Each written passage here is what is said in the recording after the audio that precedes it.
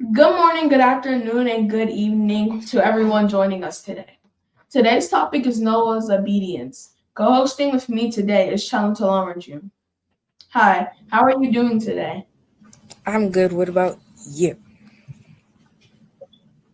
I'm doing good too. Well, today we're talking about Noah, and Noah was a righteous man filled with God's Spirit. He was instructed by God to build an ark because he would flood the earth because of the evil in it, and save Noah's family because he was righteous. So, based on Noah's story, we know that he is a righteous person because if he really wasn't righteous, he probably would have ended up in the flood just along with everybody else in the world. What do you think about that?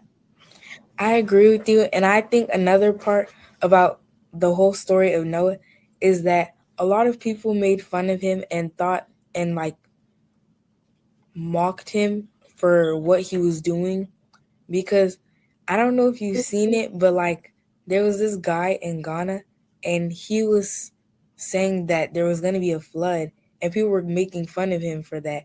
And that's probably how Noah felt, but people were probably making fun of the guy from Ghana because we already know that can't happen again. But that's probably how Noah felt. And when these people were doing it, they didn't realize that the consequences were actually going to be on them and they were going to die in the flood. Meanwhile, Noah and his family lived. What do you think about that? I agree with you because they kept mocking him, and that's one lesson where we shouldn't mock others because you shouldn't mock others because you don't know what is gonna happen after you mock them. Because if they were to listen to him and actually not mock him, that person might have a chance to not be caught in that flood. But since everybody mocked him, their punishment was them being flooded and then drowning to death. What do you think about that? I agree with you. And another thing about Noah's story is that he had faith in God. If God had never flooded the earth at that time and he told one of us to do it, maybe like a lukewarm Christian to do it, that Christian probably wouldn't do it. They would be like, "Oh, it's not like there's actually going to be a flood that's going to kill every single human being on this planet. Why would God do such a thing like that?" But if you were Noah, well, unlike Noah, he had faith and he just trusted God with his whole life, his family's life, the animals' lives, everybody's lives. He trusted him completely. But nowadays, we've lost our trust with other people, including God for some reason, which is why people doubt him, which is something we shouldn't do either. What do you think about that? I agree with you because one reason it might not have been easy for him to obey, like you said, is because he know no one wouldn't think that God would just kill everyone on earth. That is basically just forsaking his people, and then everybody else also thought the same because they probably would have said, "Why would God forsake the people He created?" So I think that's probably one of the reasons they were mocking him.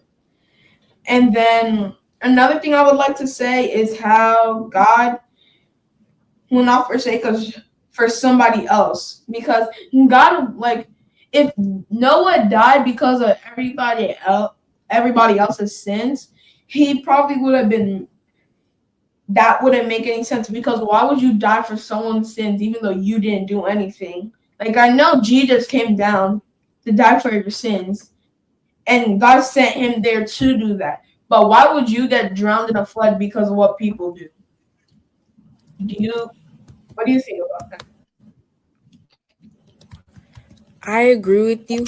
And I think another reason why it may have been hard for Noah to obey, which it was, is because a lot of people, like you said earlier, because a lot of people were not on his side.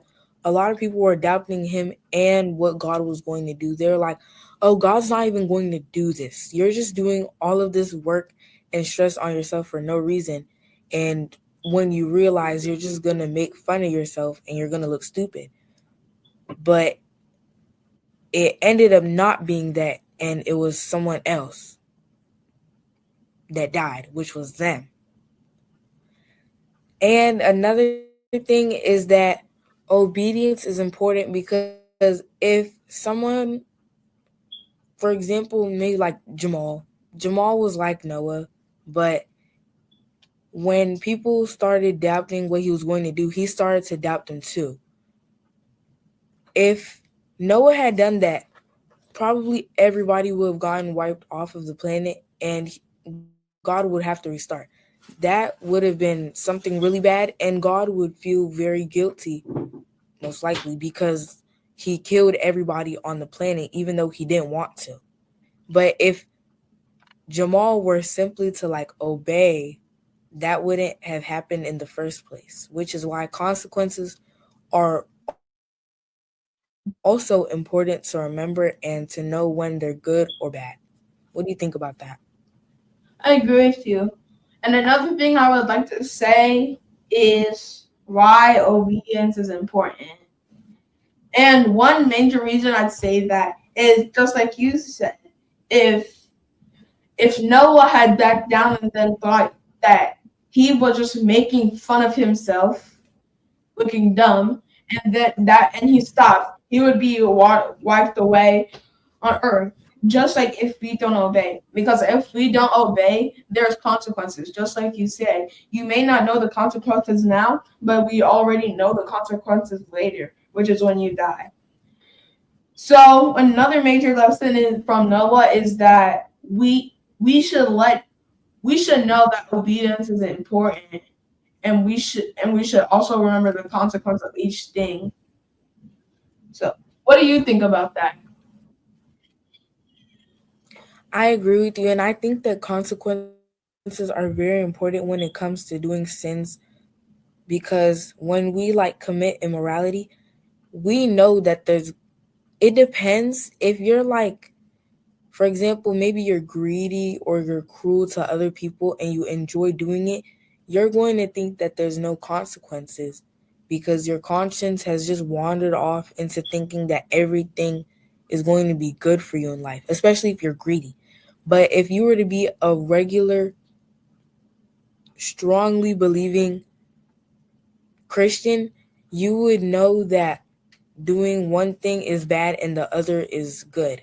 If you were to like kill someone, you would know that's bad. But some people would not think that's bad. They would think it's like part of something or like a culture or a religion when in reality that isn't true. What do you think about that?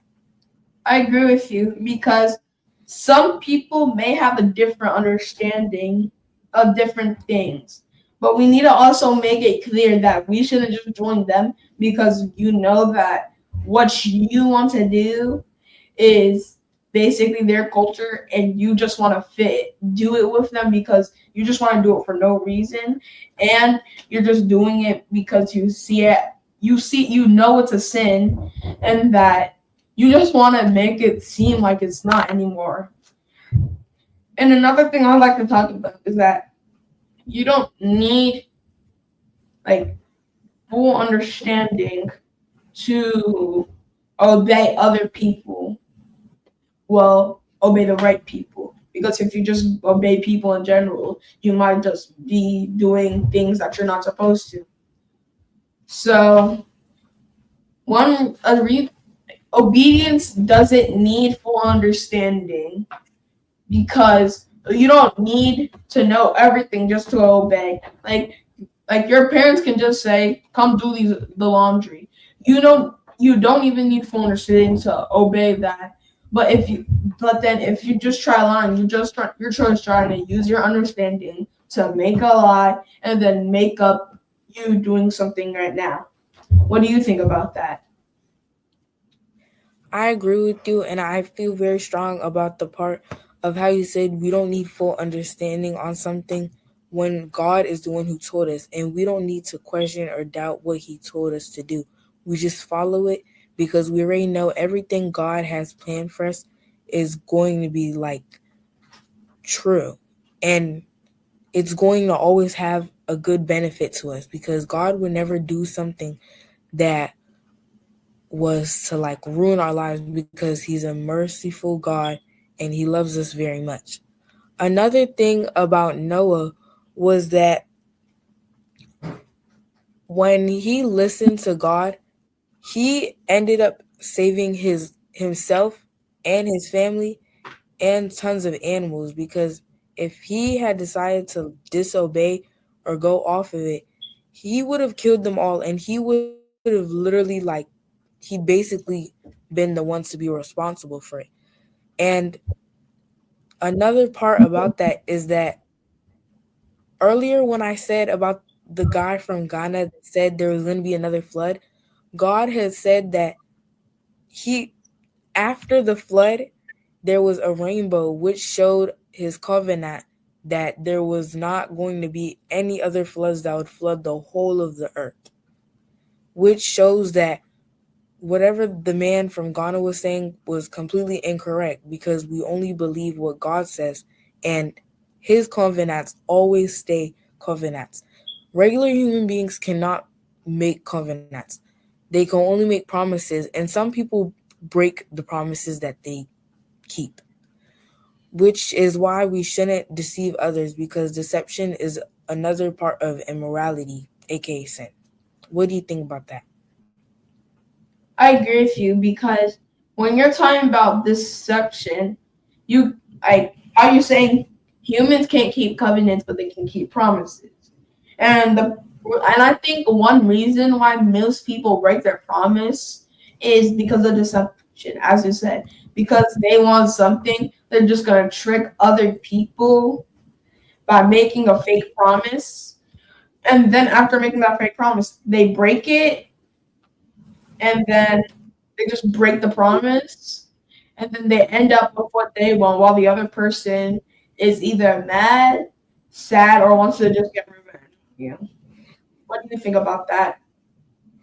I agree with you, and a problem is that a lot of people are deceiving others, which has caused, like I said earlier, this is why a lot of people do not trust each other because people have been like very deceptive nowadays.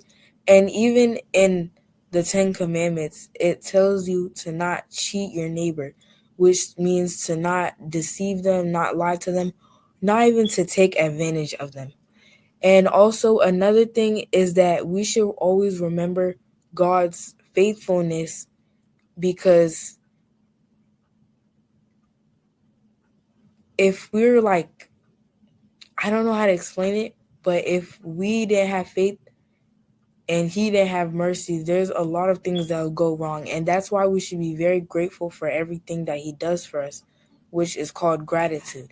And another thing is that we should encourage obedience because when we obey, it gains trust instead of doing the opposite, which is lying and breaking trust, which is something we should stay away from as children of God. And we should continue to learn from God and Jesus so that we can go to the gates of heaven. What do you think about that? I agree with you because we shouldn't be deceptive with others. Like even sometimes I may be able to feel like I don't trust some of my friends. Sometimes it's just because of something they've been doing before. But that's all I have today. And do you have anything else to say before we round up? Yes, one of the core lessons we can learn from Noah's story, I'll only name one, and you can name a few other ones if you would like. A really important lesson is that we should never doubt God and we should always have faith and trust in Him. Without faith or trust, there's nothing because when you don't like have faith in God, it just means you don't care about what He's even doing. You're just there. And you're like, I don't really, yeah. So that's one of the main lessons that we should learn from Noah's story, because if he were to like just think, oh, he's not going to do this thing, or he would doubt what God's power can really do, we might have not even, we might not be here today. Are there any other lessons you'd like to add? Before we close, there are three main lessons that I'd like to say before I round it up. Is that we shouldn't walk up is because we don't know what will happen at the end. And another one is that God will not forsake us. As you said, that you showed Noah the rainbow, and also that obedience is important, and there's nothing more important than that. If you just don't believe it, we should always believe that obedience is important, because lying can just bring us consequences that we may not like. So that's what we have all for today. Thank you for joining us today, whoever's watching us. Make sure to like, subscribe, and share. Thank you, and bye.